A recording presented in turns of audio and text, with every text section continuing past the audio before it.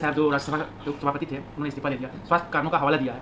देखिए, बड़ी आश्चर्य की बात है कि अचानक से मानसून सत्र के पहले दिन तो उन्होंने बहुत ठीक-ठाक चलाया था और अचानक से रात में ये सूचना मिली कि उन्होंने इस्तीफा दे दिया है। अब दिया गया है कि लिया गया है, ये सवाल खड़ा होता है। अगर अचानक से स्वास्थ्य बिगड़ा है, तो उचित समय इस्तीफा देने की तो बात हो नहीं सकती है। और पहले भी आप देखिएगा कि अगर स्वास्थ्य ठीक नहीं था, तो सत्र पहले चालू होने से पहले भी वो दे सकते थे इस्तीफा।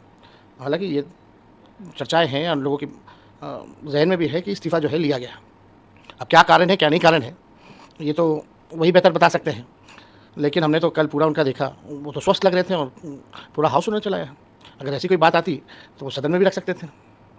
अब सवाल ये उठ रहा है कि अब आज बिहार सदन में असेंबली में बिहार के कई एमएलए ने कहा कि नीतीश जी को भी अब उपराष्ट्रपति बना दिया जाएगा। आपको लगता है कि वो बनने की स्थिति में देखिए, मुख्यमंत्री जी अचेत अवस्था में हैं, उनकी सेहत को लेकर के खबरें भी आ रही हैं, लोग फिज़िकल तौर पे देखते भी हैं।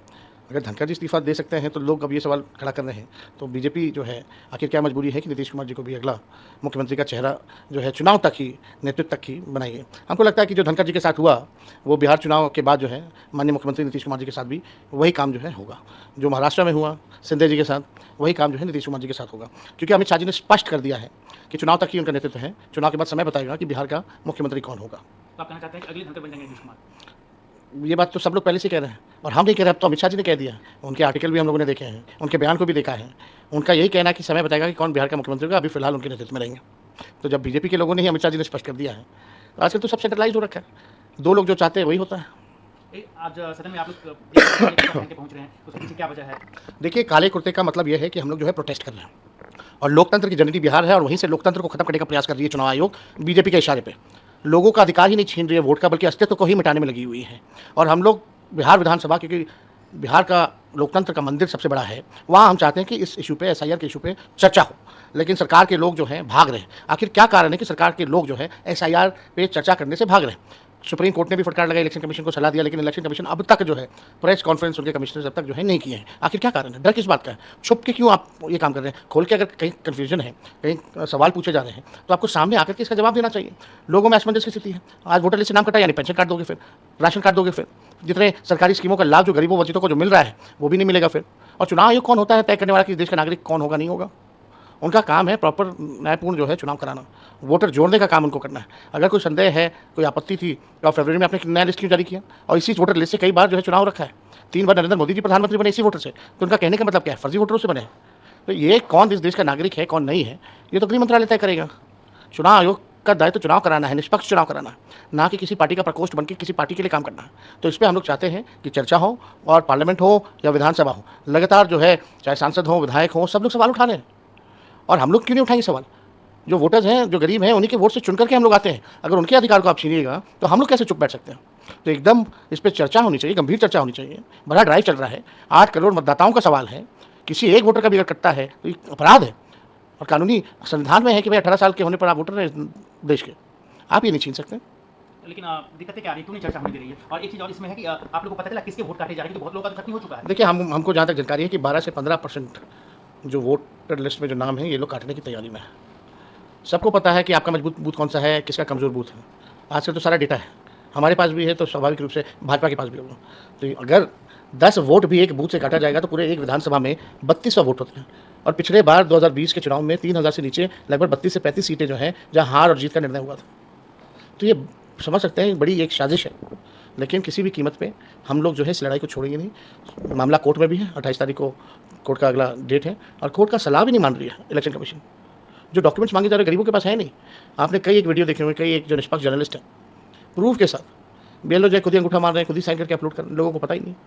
आप लोगों ने ये सवाल उठाया कि जो आदमी, जो मजदूरी है, जो लोग बिहार से बाहर रहते हैं, हमेशा आप तो वो कई कैसे- प्रेस कॉन्फ्रेंस में, या हमने चुनाव आयोग को कई बार चिट्ठी भी लिखा, ये चुनाव आयोग हमारी टीमें भी गई, हम भी गए बिहार में, कोई जवाब नहीं है इनके पास। 4.5 करोड़ बिहार के लोग जो है तकरीबन जो है बाहर रहते हैं, बड़ी संख्या है। तो कहीं ना कहीं, और ये काम जो पिछले बार एसआईआर हुआ था 2003 में, 1 से 2 साल लगे थे। अभी कैसे आप जो है 25 दिन के अंदर पूरा प्रक्रिया जो है पूर्ण कर लीजिएगा? हम लोग भी जाति आधारित गणना कराए थे, तो 9 से 10 महीने लगे थे, उसमें कोई डॉक्यूमेंट की जरूरत नहीं थी। कहीं जगह तो लोग गए ही नहीं है। कितना बड़ा फर्जीवाड़ा चल रहा है केवल टारगेट पूरा करने के लिए, बहुत ही शर्मनाक बात है ये। तो चुनाव में इसी से जीत और हार का लिपापोती कर रही है, आई वॉश। अब तो ऐसा लग रहा है ये आई वॉश है, जो बीजेपी देगी वोटर लिस्ट, उसी वोटर लिस्ट पे जो है चुनाव कराएगी। एक और सवाल, बिहार में जिस तरीके से कानून व्यवस्था की हाल है, रोज आए दिन 4-5 मर्डर हो रहे हैं, आज भी हुए हैं, तो कैसे देख रहे हैं इन चीज़ों को? भगवान भरोसे बिहार चल रहा है। अब सरकार और पुलिस ने पल्ला झाड़ लिया कि हम आपकी सुरक्षा की जिम्मेवारी नहीं ले सकते। कई पुलिस अधिकारियों ने भी ये बयान बेतुका दिए हैं, कई सरकार में बैठे लोग जो है बेतुका बयान देते हैं। लगातार अपराध हो रहा है, गोलियां चल रही हैं, कहीं सुनवाई नहीं, कहीं कार्रवाई नहीं, हाहाकार मचा है, लोग डरे और सहमे हैं बिहार के लोग। घर अब आपका सुरक्षित नहीं है, अस्पताल सुरक्षित नहीं है, आपका दुकान सुरक्षित नहीं है, सड़क सुरक्षित नहीं है, स्कूल कॉलेजेस सुरक्षित नहीं है, कहाँ गोलियां नहीं चल रही है। मेरे घर के बाहर अगर गोलियां चल रही हैं, जो आप समझ जाइए कि जो सबसे बिहार में सुरक्षित जगह है, अब तक अपराधी नहीं पकड़ा गया, तो आप समझ सकते हैं कि क्या स्थिति है बिहार की। मुख्यमंत्री अचेत अवस्था में, ना प्रधानमंत्री कुछ बोलते हैं, मीडिया से इंटरैक्ट करते हैं, ना हमारे मुख्यमंत्री इंटरैक्ट करते हैं। जवाबदेही किसी की होनी चाहिए ना। यहाँ जवाबदेही कोई लेने को तैयार नहीं, केवल अपनी कुर्सी की चिंता है, केवल भ्रष्टाचार, पैसा कमाने में लोग लगे हुए हैं, बिहार के खजाने को लूटने में लगे हुए हैं लोग। कल आपने ट्वीट किया कि एनडीए की बैठक में आपस में सब उलझ गए, आखिर क्यों, ऐसा क्यों हो रहा है? वो तो सब लोगों को पता है, सार्वजनिक चीज़ें हैं, ऐसा हो ही रहा है। तो एनडीए में सब कुछ ठीक थोड़ी है। एनडीए में बहुत तरह के, बीजेपी में कई गुट हैं। इन लोगों का तो केवल बिहार की चिंता नहीं, बिहार के लोगों की चिंता नहीं, ये लोग केवल अपनी अपनी चिंता में लगे हुए हैं। इनको कोई लेना देना नहीं बिहार के विकास और बिहारियों की तरक्की से।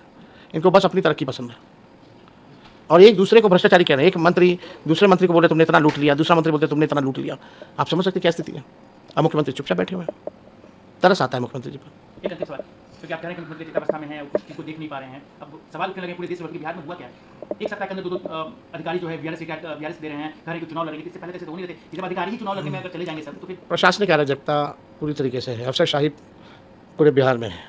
वही भूंजा पार्टी वाले चंद रिटायर्ड अधिकारी जो लोग हैं वही सरकार चला रहे हैं। तो आप समझ सकते हैं सब जो है अपने अपने फेरा में लगा हुआ है। पोस्ट रिटायरमेंट कोई अपने लिए जगह देखना चाहता है, कोई कुछ देखना चाहता है, लेकिन बिहार की जनता बदहाल अवस्था में मारी मारी फिर रही है। ना उनको सुनवाई हो रहा, ना कोई कार्रवाई हो रहा, ना उनकी कोई बात कर रहा। हम लोग बात को उठाते हैं तो हम लोगों को गालियाँ दिया जाता है, लेकिन हम लोग लड़ रहे हैं, जनता के लिए लड़ रहे हैं और आगे भी लड़ते रहेंगे और इस सत्ता को उखाड़ के फेंकेंगे। नया सरकार हम लोग बनाएंगे, महागठबंधन की सरकार बनेगी। अच्छा सर, एक और सवाल है कि जो आपकी अगर मान लीजिए सरकार आती है, तो जो इतने भी आप कह रहे हैं कि ये रिटायर्ड अधिकारी लूटे हैं, ये क्या उस पर आप कार्रवाई करेंगे? आने वाले दिन में सब पे जांच बैठाएंगे? छोड़ा किसी को नहीं जाएगा, सब पे कार्रवाई होगी और ढंग से। अभी भी ईडी सीबीआई के पास एक